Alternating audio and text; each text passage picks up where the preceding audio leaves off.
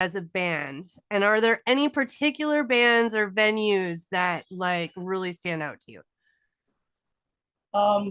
Well, we in Florida, because honestly, we play all over Florida. We always kind of have tried to branch out everywhere we can in Florida. We also play farther than that now, but as being local artists here, pretty tough, man, in a good way.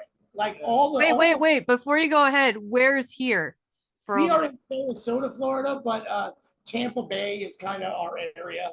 Um, and there are just so many, especially while you're growing up as a band, so many good bands out there. And the thing is, everybody was, hey, let me give you a hand. You know what I mean? What do you need? What can I do to help you? And we just became those people who were just always like, what can we do to help you? And everybody just helped each other. So that in itself was a huge influence on not only our music, but how we conduct ourselves with people and with other bands. And that has always been a big thing. As far as a venue, State Theater. The State Theater was great. It was a great venue. So many bands came through and would play at the State Theater, and often J Rock and Patty, some friends of ours, would be promoting the show, and all of the locals, would open for these national acts, and we would all support each other, and it was a great and historic venue, and we didn't realize how lucky we were till now it's been gone. Yeah. St. Pete isn't what it used to be. It's kind of sad, but long live the State. That was an awesome venue. For a long time, the downtown St. Pete, there was a very, very big scene down there. They had like 3 or 4 clubs like within walking distance of each other, Some you could see like across the street. Yeah, just walk across the street. And it was just awesome. Yeah. And tattoo shops. And then they came in and they people bought up the places. Everything's a sushi restaurant now. Yeah, and it became pancakes and waffles. Kind of what they I don't know, gentrification, I guess they call it. Gentrification, yeah. And I mean, I like sushi, but I don't think you need 70 sushi restaurants. Let's just get more. It was just one little block. It was like T-shirt shops and record stores and tattoo shops and artists. It was a cool little vibe. We miss it for sure. Yeah, now the State Theater became the Florida Social, and they haven't. Every once in a while they have some local bands in there, but it's not like it used to be. Yeah, they're but overall. But it was a big influence on us. We saw a lot of great shows, met a lot of great people down there. A lot of famous people. Played a lot of great shows there too. And influenced us to be a big band and put on the big performance on a grand stage that all of our favorite performers are rocking on. I thought it was definitely very inspirational. We usually tell people that come down here, you better bring it because there's a local band that'll school you. There is, and there are so many good local bands around here, though, and in Florida in general, we travel all over the country, and we play with a lot of the locals from other places. And everybody's not. It's not all created equal. I mean, not saying that there are some great bands, but some of them they're just out for themselves and they don't care. Yeah, and so there's like competition, and I don't know. I don't feel that for anybody. Right. There's more than that makes a good band. It's not just that you make good music, but are you good people? Like, how do you treat the people that are on your team and around you and the fans and the other bands? Yeah, I agree. So what challenges have you faced as a band in Florida, and how have you overcome some of those challenges? Heat. Good one. I overcame that with sweating. Fans? I see a fan in the background. Yeah, got lots of fans. Lots of fans. We have half of them off now so you can hear us. But and you are melting. And I think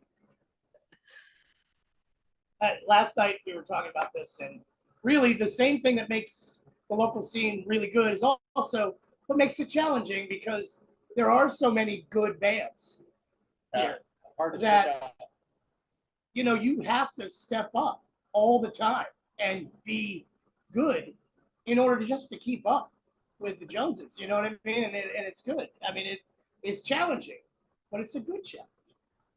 Right. Keeps you on your toes, keeps growing to the next level. Don't get lazy, that kind of thing, right? Yes. I also think one of the challenges as a band has been to just grow with technology, because 10 years ago the social media part wasn't as big a deal. We just went and played shows on the weekends, and we would go through our contacts and go, hey, I got a show on Friday night. Hey, are you coming to the show on Friday night? You know what I mean? And everybody was just in our phone, and it would take hours, and it's a different animal now, with all of the different social medias, and which ones are more important, and have you posted a reel today, or you're short, or this Yeah, and or that. and the learning curve has been. I mean, there was a point where it was like social media is awesome, and now it's like, why? Why do I have to do all of this stuff? It just was so much easier to do that. Day. I just want to play music. Just want to play music. It takes hours to do all that every day. Like, to be present socially is a lot. It is a lot. It's me again. It's me again. Hi, do you remember me? Hi. Just a minute It's ago. the dude. We just talked yesterday. Like, I don't know. Yes, I totally feel that challenge. So how do you go ahead. Go ahead. Okay. No, so how do you balance staying like true to like the kind of music that you like and your roots, and then incorporating your own style into your music writing? well, Yeah. he said something. Go ahead. He said something. Woo! Go ahead, Amy. So, with everybody's vast difference in just metal music, some like metalcore, some like classic metal, like the thrash, then you got, I don't know, like the Rush, the King Diamond, then you got Solid Gold Oldies, and Industrial, some punk. industrial, classical. Rudy loves the punk. Yep. So, I mean, throwing all that together actually isn't, I mean, I don't think it's been that difficult for us. Yeah. I mean, we all work really well together. It's actually been awesome. It's been smooth. We never like try to fit into like any genre really. We just write a song and see where it goes. We're not trying to be anything, any one thing. We just let the music. Yeah, we are a heavy metal band. We're not a grindcore band. We're not a thrash band.